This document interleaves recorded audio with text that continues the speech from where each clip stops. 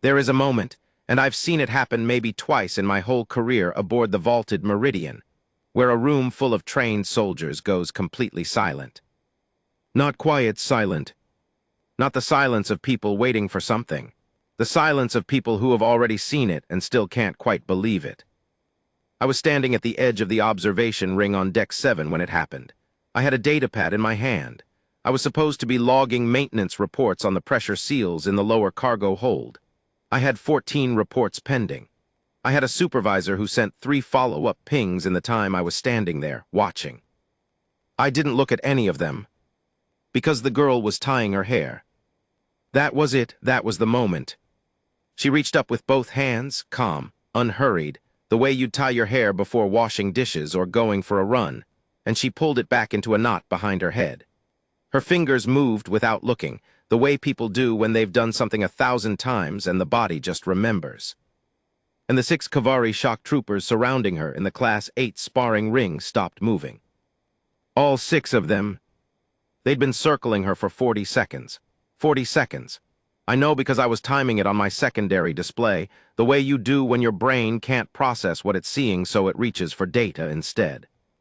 40 seconds of 6 of the most decorated combat specialists in the Meridian security complement moving around a single human woman like they were conducting a siege. And she had been standing in the center of the ring with her arms loose at her sides, looking at nothing in particular. Then she tied her hair, and every one of them took a half step back. I want to describe what that looked like. 6 beings who stood between 7 and 8 feet tall, who wore combat-rated carapace layered over natural exoskeletal plating, who had trained for warfare since they were hatchlings in the Kavari creche colonies on the 3rd moon of Geth. 6 of those beings, unconsciously together, stepped back from a human woman tying her hair. I don't think any of them even knew they'd done it. She noticed, though. I could tell she noticed because the corner of her mouth moved. Just the corner. Just for a second. And then her expression went flat again and she dropped her hands to her sides and she looked at the largest Kavari, the unit commander, a veteran named Harak Sal, who had 17 confirmed lethal engagements on his service record, and who I had personally watched bend a pressure door off its hinges with his bare forearms during a hull breach drill. And she said, very quietly, "Okay. Just that. Okay." And the entire observation gallery, 40-something crew members who had gathered on the upper tier over the last few minutes, as word spread through the ship's comm network that something was happening in the Class 8 ring, every single one of us held our breath. I should tell you how we got here. Because this isn't the kind of thing that just happens. There's always a before. There's always a context. And the context, in this case, started about 11 days ago when the vaulted Meridian picked up a distress beacon from a damaged survey shuttle drifting in the outer band of the Corin Drift. The shuttle was a civilian craft, registry out of the Interstellar Survey Consortium, which meant it was crewed by independent contractors, the kind of people who sign up to map uncharted systems for bounty credits and have, historically, a very flexible attitude toward personal safety protocols. The beacon had been running for 6 days by the time we found it. The shuttle's main propulsion was gone, the secondary thruster array was fused into scrap, and the hull had taken enough micrometeorite strike damage that 2 of the 3 internal compartments were sealed and venting. There was one survivor. She was in the 3rd compartment, the one that wasn't venting. She'd sealed herself in, and she'd been living off the emergency rations and recycled water for 6 days in a space roughly the size of a maintenance closet. When our extraction team cut through the outer hatch, she was sitting with her back against the wall, reading something on a cracked handheld terminal, and she looked up at Sergeant Orvith, who is a Drathi, who is 7 feet 2 inches tall and weighs somewhere between 400 and 500 pounds depending on how recently he's hydrated, and she said, "Oh, good. I was starting to run out of things to read." Her name was Myra Vasquez, 28 years old, born on Kepler Station, which is a deep space research outpost in the Corvani cluster that most species in the galaxy refer to in hushed tones, and with a certain amount of genuine horror, as that place where humans decided to study the riftworm colonies up close. The riftworms, for context, are kilometer-long apex predators who occupy the upper atmospheric layers of gas giants and who have, in the recorded history of galactic contact, destroyed 11 survey vessels, 2 research stations, and 1 ill-advised Kavari military probe. Humans have been studying them from a station approximately 40 kilometers from their primary feeding grounds for 37 years. Kepler's station is still operational. It has not been destroyed. The riftworms apparently do not consider it worth their attention. Myra had grown up there. She was a second-generation station kid. Her mother had been a xenobiologist. Her father had been a structural engineer. She had spent the first 18 years of her life in a habitat that was maintained by a skeleton crew of 80 people, that experienced regular electromagnetic interference from the gas giant's magnetosphere that disrupted most automated safety systems for hours at a time. That ran on a 37-hour day cycle because someone in the original design team had thought that was more interesting than a standard 24, and that had, on 3 separate occasions during her childhood, required full station-wide emergency protocols when riftworm activity brought the creatures within visual range of the external observation decks. Earth, in case you don't know, is considered a Class D Deathworld by the Galactic Survey Registry. The GSR classification system runs from A to G. Class A is essentially harmless, mostly aquatic with minimal predator load. Class D is high-pressure biome with aggressive apex fauna and extreme weather patterns, recommended avoidance for non-hardened species. Class G is do not enter under any circumstances. Kepler Station orbits a Class F gas giant. Myra Vasquez had grown up in the gravitational shadow of a Class F planet, 40 kilometers from kilometer-long predators, in a habitat that routinely lost its automated safety systems, running on a sleep cycle that no human body was naturally calibrated for. She was, by every measurable biological standard, a person whose entire developmental history had been a continuous low-grade survival stress test. She didn't look it at first. That was the thing. She didn't look like anything in particular. She was medium height, maybe 5'6" or 5'7". Dark hair, brown eyes, the kind of quiet face that doesn't announce anything. She wore standard ISC contractor coveralls, and she walked with a slight forward lean that I later came to understand was habitual, the posture of someone who spent a lot of time moving through narrow corridors and around equipment racks. She was polite to the medical team who processed her intake. She ate the food they gave her without complaint. She answered the standard survivor assessment questions calmly and without drama. The medical officer, Dr. Feen, a Sorathi, which means she had a natural empathic sensitivity and could read baseline stress responses just from proximity, told me afterward that the whole time she was doing the intake assessment, she couldn't get a clear read on Myra. It wasn't that she was suppressing anything, Feen said. It was that her baseline was unusual. Her resting stress indicators were calibrated to a level that, in most species I've worked with, would indicate moderate to high alertness. But she presented as completely calm. It was like she was always running a background process that never turned off. She just didn't seem to experience it as stress. The ship's AI registered her biological origin on intake and flagged her file with the standard Deathworld notation, a small orange triangle icon that appeared in the corner of her personnel record and linked to the GSR classification data for Earth. Several members of the crew saw the notation and quietly adjusted their behavior around her. Not dramatically, just the way you do, a little more awareness, a little more space, the way you'd move around a piece of equipment whose full specifications you hadn't read yet. Herexal didn't. I think that was the root of it. I think that was where the whole thing started. Herexal was not a bad soldier. I want to be clear about that, because what happened later could make him sound like one, and he wasn't. He was, by every institutional measure, an excellent one. 22 years of service, multiple commendations, a record that most officers in the Meridian security complement would have been proud to retire on. He was also, like a lot of excellent soldiers, someone who had a very fixed mental architecture around what things were and what they weren't. And humans, in his experience, were a category, a known thing. He had served alongside human crew members before. He had worked with human contractors, human traders, human diplomats. He had a view of what humans were. He had not, apparently, updated it recently to account for where some of them grew up. The incident that led to the sparring ring started 4 days after Myra came aboard. She'd been integrated into the general crew population at that point. She was technically a rescue survivor waiting for transfer to the nearest ISC hub, which was about 9 days out, so she'd been given a temporary bunk assignment and limited access credentials, and she had been, by all accounts, completely unproblematic. She ate in the crew mess. She used the exercise facilities during off-peak hours. She spent a lot of time in the ship's small observation lounge reading.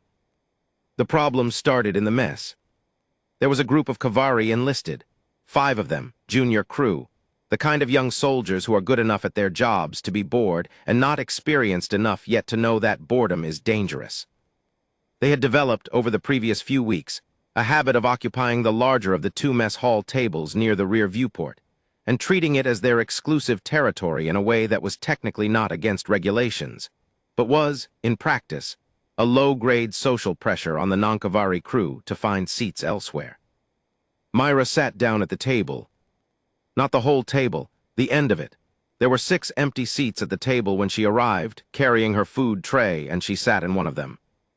The Kavari at the table looked at her. She looked back. She ate her food. They said something. I don't know exactly what. This is second-hand from 3 different witnesses, and the accounts vary slightly. The consensus is that it was something along the lines of indicating that the table was occupied, or about to be occupied, or otherwise unavailable. The tone was apparently not friendly. Myra said she was fine where she was. There was more back and forth. It escalated, as these things do when young soldiers with a territorial habit meet someone who doesn't flinch at them, to something that could generously be called a heated exchange, and less generously could be called a low-level intimidation effort on the part of 4 beings who collectively outweighed and outranked her by a significant margin. Myra, according to all 3 witnesses, did not raise her voice once. She also did not move. Eventually, Heraxal came over.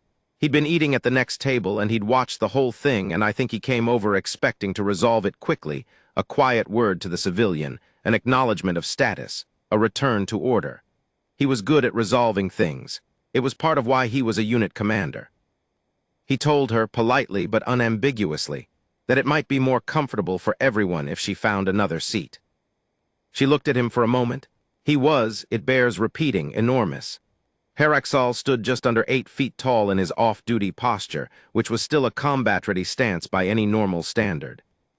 He had natural plating across his shoulders and upper chest that was roughly the equivalent of light body armor.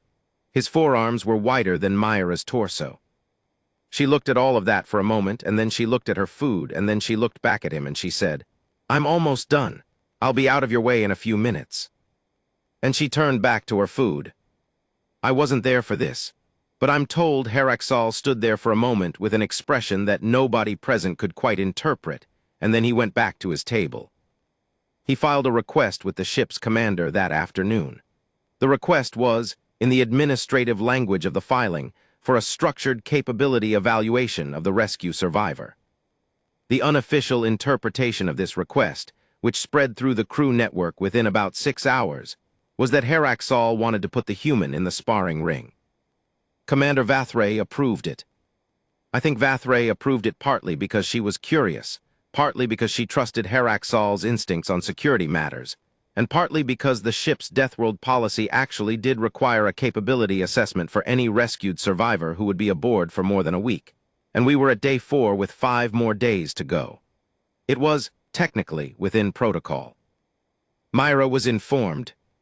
She asked what a Class 8 sparring evaluation involved.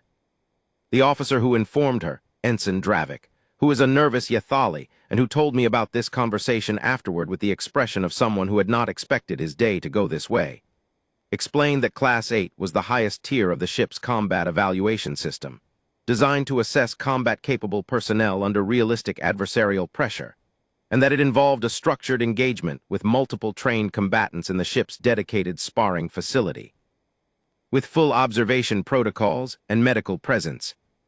He explained this, and then he waited. She said, "Okay, when?" "Just that. Okay, when?" He told her tomorrow morning, 800 station time. She said that was fine. She went back to the observation lounge. The sparring facility on Deck 7 was built to accommodate Kavari training standards, which meant it was large. The main ring was roughly 20 meters in diameter, with a rubberized impact floor, and a ceiling high enough to allow for the full range of motion of a being Heraxal's size. The observation gallery ran around 3 sides of the room, raised about 4 meters above the ring floor, with clear impact-resistant panels on the railing so you could watch from any angle. By 7:45, the gallery was already filling up. By 7:55, it was crowded. Word had spread, of course it had. Word always spreads on a ship. The comm network on the vaulted Meridian was technically a secure internal system, but in practice, it functioned as the most efficient rumor distribution infrastructure I've ever encountered. And the rumor that was being distributed at approximately the speed of light throughout the ship's 512 crew members was, Heraxal's unit is going into the ring with the Deathworld human. People came to see Myra get hurt, if I'm being honest. Not because they were cruel, most of them weren't, but because that was the expected outcome, and the expected outcome was interesting. A human woman, however quiet and unflappable she'd been in the mess hall, was going into a ring with 6 Kavari shock troopers. Physics suggested a particular result. I came because I was genuinely curious, and because I hadn't been sleeping well anyway, and because I happened to be walking past Deck 7 access when the crowd started moving. I found a spot near the middle of the observation gallery, between a pair of Drathi engineering techs and a Sorathi communications officer I recognized from the night shift. We all stood there and waited. The 6 Kavari entered first. They came through the lower access hatch in single file, already suited in their training gear, lighter than full combat kit, but still substantial, with impact-rated pads across the major joint systems and reinforced gloves. They moved with the particular economy of motion that experienced fighters move with. No wasted gesture, no posturing, just the quiet presence of beings who were very good at what they did and knew it without needing to demonstrate it. Heraxal entered last. He stood at the near edge of the ring, and he looked up at the observation gallery, and then he looked at the access hatch on the far side. Myra came through it alone. She was wearing what appeared to be her standard ISC contractor clothes, the gray-green coverall, utility boots, her dark hair loose around her shoulders. No training gear, no pads. She'd apparently declined them, which meant she'd signed the medical waiver, which meant the medical team was standing by in the corridor outside. She walked to the center of the ring. She stood there. The 6 Kavari looked at her. She looked at the 6 Kavari. The observation gallery was completely silent. Commander Vathray's voice came through the ring's comm system. This is a structured capability evaluation. Combat contact is authorized under standard sparring protocols. Medical response is standing by. Begin on my mark. A pause. Mark. Nothing happened for a moment. Then the 6 Kavari began to spread out. It was a professional movement. I could see that even from the gallery. They didn't rush. They didn't converge. They spread into a hexagonal formation around her, moving slowly, covering angles, the way you'd approach an unknown variable with minimum risk exposure. They were being careful with her, which in retrospect tells you something about how good they were, even facing an ostensibly unthreatening opponent. They maintained their protocols. They'd been trained never to assume. Myra stood in the center of this spreading formation and watched it happen. Her head moved slightly as she tracked each position. Not the head movement of someone panicking and trying to keep track of too many threats, more the steady rotation of someone cataloging information. Her weight shifted slightly onto her back foot. Her hands stayed loose at her sides. The Kavari completed their encirclement. Heraxal, positioned at the south edge of the ring, gave a signal with his left hand. The 2 Kavari at the north position moved first. They came in low and fast, which is the Kavari standard approach. They were heavy enough that a low center of gravity was tactically sound, and fast enough that hesitation generally ended engagements before they truly began. The 2 of them covered the distance from their starting position to where Myra was standing in about 2 seconds. She wasn't there when they arrived. I don't mean she was slow. I mean she moved before they'd completed their approach, and she moved in the direction none of us expected, not back. Not sideways, but forward and to the left, into the gap between the 2 incoming Kavari and the one positioned at the northwest. She moved through the closing space like she'd calculated exactly how much room there was and had decided it was enough. And then she was behind the northwest Kavari, and both the incoming pair had overrun the position where she'd been, and they were reorienting, and it had taken maybe a second and a half.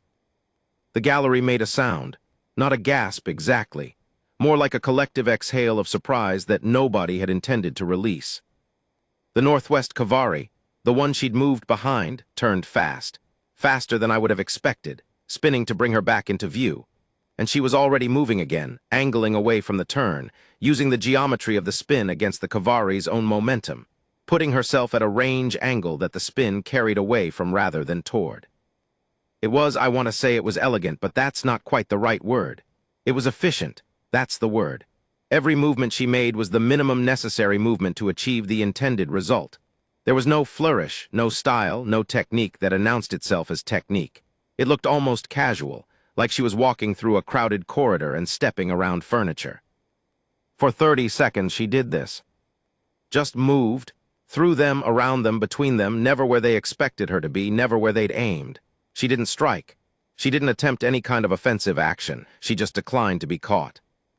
And the 6 Kavari, who were operating at a level of coordination I've rarely seen in training exercises, who were communicating through the tight beam signals Kavari units use in close combat to coordinate without verbal cues, who were some of the most experienced close combat specialists aboard.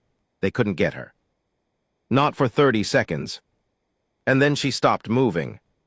She stopped, just stopped in the center of the ring and stood there and watched the 6 of them re-establish their positions and let 40 seconds go by while they circled her again, recalibrating, communicating through those tight beam signals, working out a new approach. And then she reached up and tied her hair. And all 6 of them stepped back.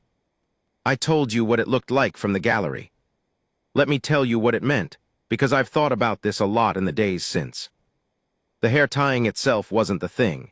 She'd been moving for 30 seconds with her hair loose, and it had probably gotten in her eyes, and she was just pulling it back so it wouldn't. That was the practical reason.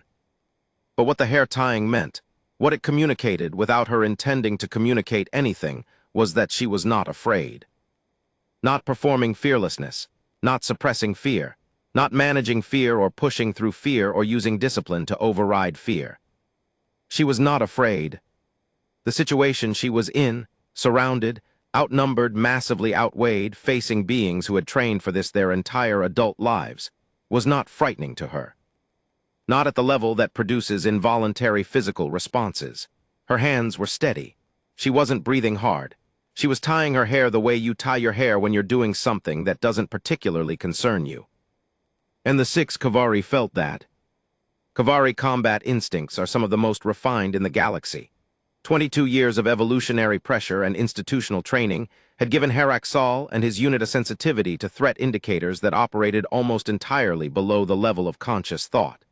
They could read a being's intent in its posture, its movement, the micro-expressions of its musculature. They were exquisitely calibrated to detect the presence or absence of fear in an opponent.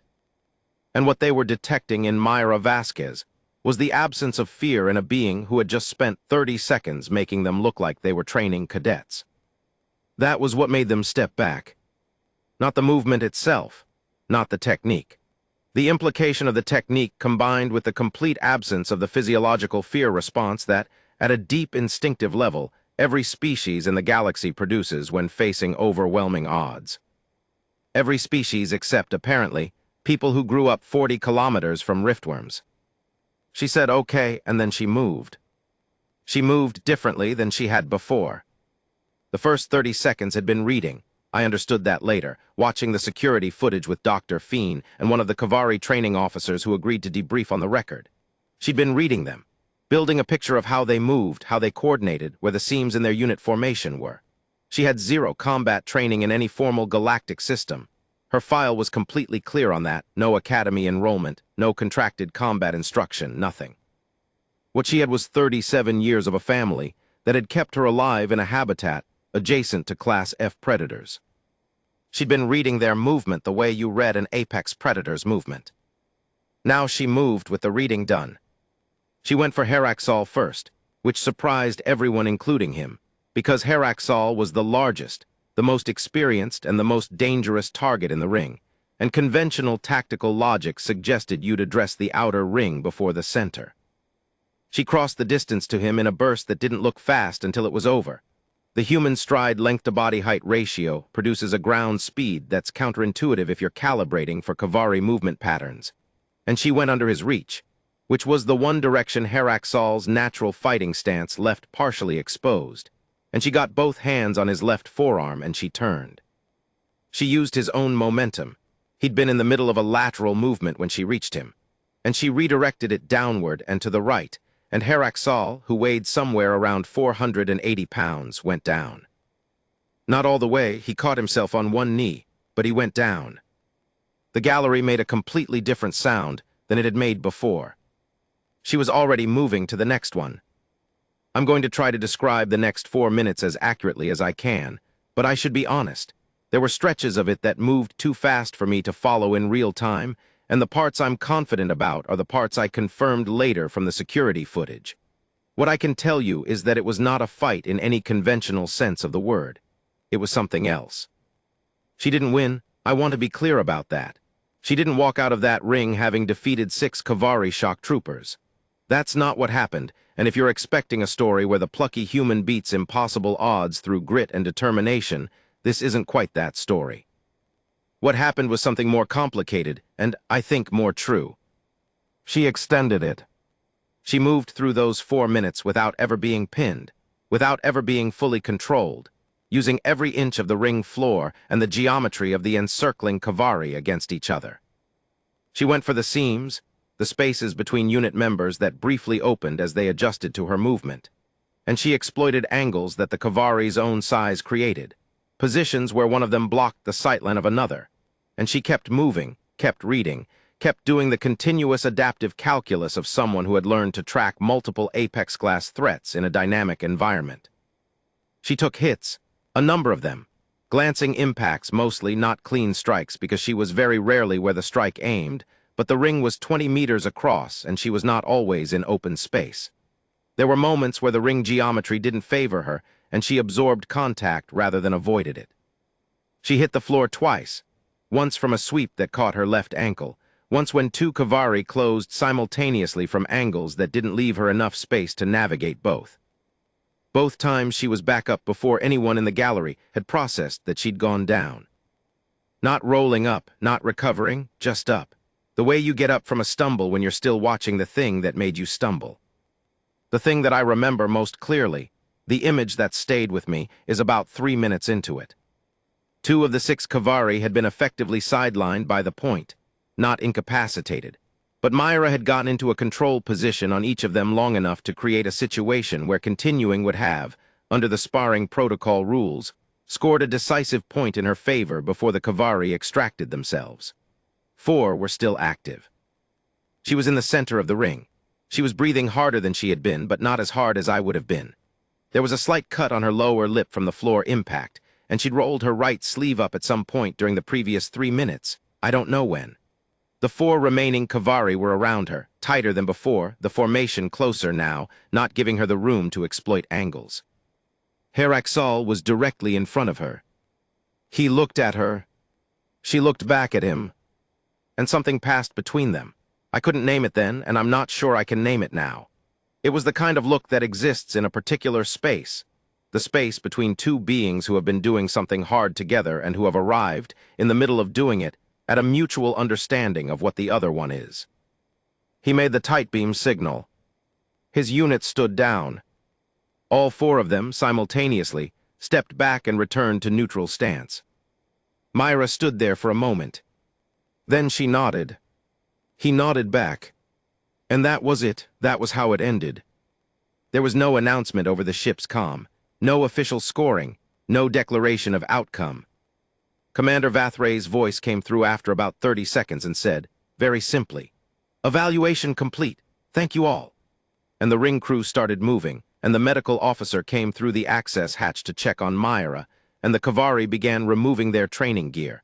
And gradually the gallery started talking again in the low, urgent way people talk when they've all seen the same thing and are trying to figure out what it means.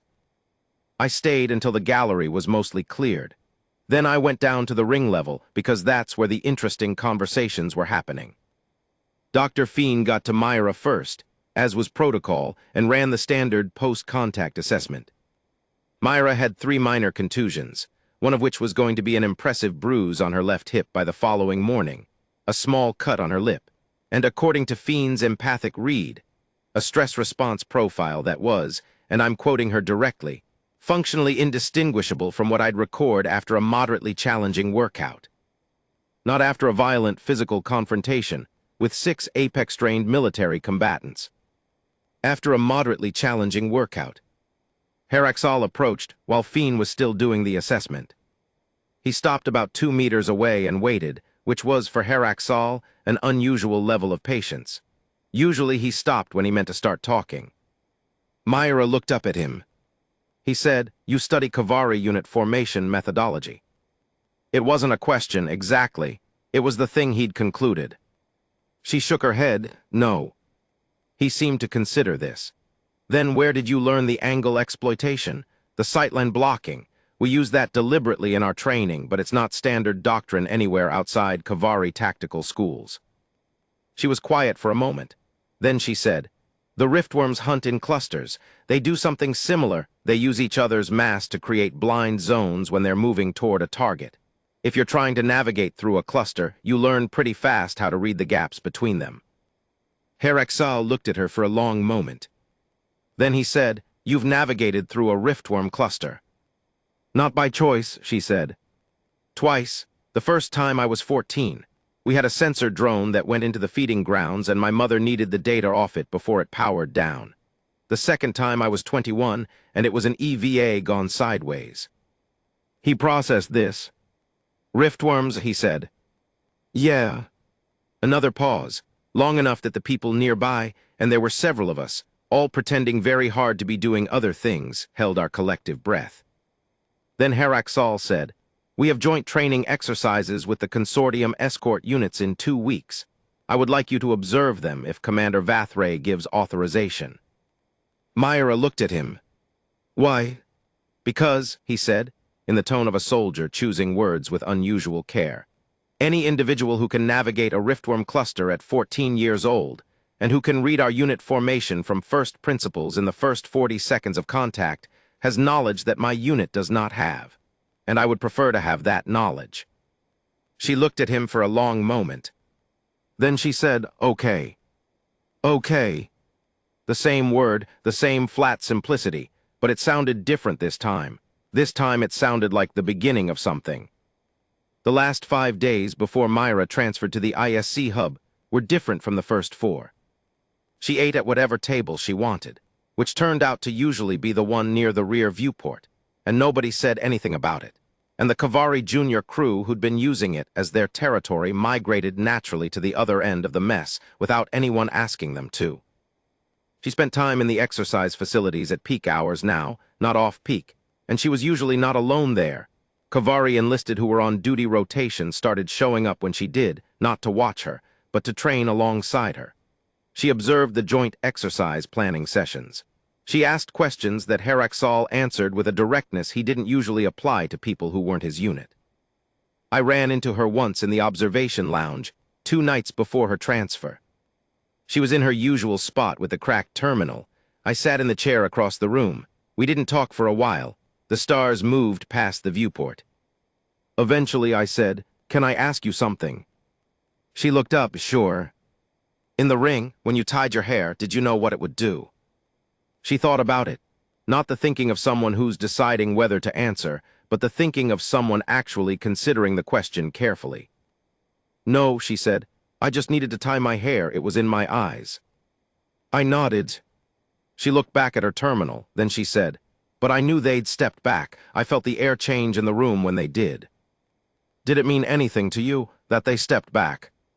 She was quiet for a moment. "Yeah," she said. "It meant they were paying attention. The riftworms don't step back, so stepping back is communication. It means something. I wasn't sure what yet." "What did it turn out to mean?" She looked at the viewport, at the stars, at the long dark between them.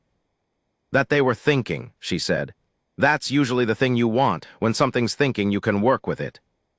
She said this in the tone of someone stating a fact they'd learned early and kept using. The way you keep using any tool that works. I sat with that for a while. Outside, the stars kept moving. The ship made its patient way through the dark between systems. Somewhere on Deck 7, in the Class 8 ring, Heraxal's unit was running their evening training rotation, and I'd been told by Ensign Dravik, who had been told by someone else, that they'd started incorporating a new drill. Something about angle exploitation. Something about reading sightline geometry through cluster movement. Something they'd apparently gotten from a second-generation station kid who'd grown up 40 kilometers from riftworms, and who still, by every measurable indicator, did not understand what the rest of the galaxy considered frightening. She left on a Thursday. Station time, 600. The transfer shuttle from the ISC hub docked at the portside airlock on Deck 3, and the departure was supposed to be a quiet logistical thing. Survivor transferred, paperwork complete, ship continues on its way. It wasn't entirely quiet. Heraxal was at the airlock when she left. His whole unit was. All 6 of them in dress configuration, which for Kavari means the formal plating display that they normally reserve for unit ceremonies and the rare occasions when a commanding officer is specifically honored. Myra looked at the 6 of them, standing at the airlock in dress configuration. She looked at Heraxal. He held out his right hand, forearm parallel to the deck, the Kavari unit salute. The gesture that is extended, in Kavari tradition, only between individuals who have been assessed as combat-capable peers. She looked at it. Then she extended her right hand, forearm parallel to the deck, and met his. They held it for 3 seconds. Then he released and stepped back, and his unit stepped back with him, and she walked through the airlock, and the hatch sealed behind her. I was watching from the Deck 3 corridor. I had another maintenance report I was supposed to be filing. I did not file it for another 40 minutes. I just stood there thinking about the image of it. A human woman, 5'6", dark hair, contractor coveralls, who had spent 4 days doing nothing notable, and 4 minutes doing something that nobody on this ship would forget, walking through an airlock into a transfer shuttle. 6 of the most decorated combat specialists in the complement watching her go with the quiet consideration of people who have updated a significant belief. The thing about people from Deathworlds, I thought. The thing about people who grow up in habitats next to riftworms, or in high-pressure biomes with aggressive apex fauna and extreme weather patterns, or in any of the dozens of places the Galactic Survey Registry classifies with a stern warning and a recommendation for avoidance. The thing about those people is not what they can do in a sparring ring. It's that they don't know what normal fear is supposed to feel like. They grew up in places where the background hum of existence was a continuous low-grade calibration of threat and response and adaptation. Where the thing you were afraid of was not the acute crisis but the chronic condition. And so you learned, not consciously, not in a training program, not in a dojo or a combat academy, but just in the daily living of your life. You learn to function inside the fear rather than before it or after it. And then you get on a ship, and you sit at whatever table you want. And you go into a ring with 6 Kavari shock troopers who outweigh you by 400 pounds apiece, and whose natural plating is rated equivalent to light armor. And when you need to tie your hair, you tie your hair. Because the hair is in your eyes and the Kavari, whatever else they are at least thinking, and something that thinks can be worked with. And you've been working with things since you were 14 years old. And this room, for all its size and all its danger, is still smaller than the space between 2 riftworms in a feeding cluster. And the floor is solid underfoot, and you can see every exit, and you know exactly where everyone in this room is standing. You're fine. You were always fine. The vaulted Meridian continued on its course. The maintenance reports got filed eventually. The stars kept moving. Heraxal added a new drill to his unit's rotation.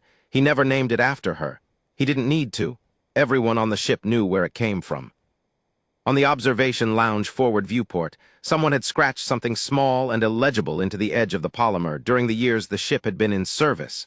A name, maybe, or a date, or a coordinate. Nobody remembered who'd put it there. I always thought it might have been someone from a Deathworld. It seemed like the kind of thing they'd do. Mark the space, make it theirs. Not out of aggression, not out of fear. Just because they were here and they were fine, and the stars outside looked worth remembering.